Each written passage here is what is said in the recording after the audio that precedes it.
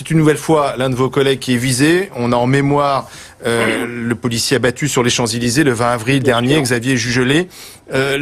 Dominique Rizet expliquait qu'il y avait une très grande maîtrise dans l'intervention policière. Oui, absolument. Bon, ce qu'on peut une nouvelle fois constater et déplorer, c'est que ce sont des forces de police, des forces de l'ordre qui sont visées, symbole de la République et je dirais de la démocratie.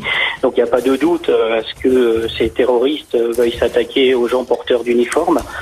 Ça c'est la première chose. La deuxième chose, effectivement, mais vous l'avez noté, c'est qu'on peut saluer le sang-froid et le professionnalisme de mes collègues qui sont déployés sur le territoire, qui ont à intervenir sur ce genre de situation extrêmement dangereuse. Parvis de Notre-Dame, ce sont des milliers de personnes qui circulent. Faire usage de l'arme, vous l'avez dit, demande à des forces de l'ordre, il y a une mobilisation maximum, une concentration maximum, la formation des effectifs, les mises en situation, tout ça est parfaitement au point.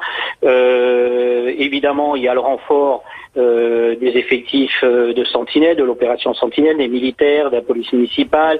Pour ce qui concerne certains bâtiments, vous l'avez cité pour la Tour Eiffel notamment, il y a des effectifs de sécurité de la ville de Paris. Nous essayons, la France essaye évidemment d'assurer une sécurité la plus importante possible. Néanmoins, il faut le dire, le risque zéro n'existe pas. Hein. Quand il y a des milliers et des milliers de personnes qui circulent sur des endroits qui sont vraiment des symboles, qui sont éminemment touristiques, éminemment connus, c'est extrêmement difficile. On ne peut pas mettre un policier derrière chaque personne. Merci Daniel Chomette, merci pour votre intervention.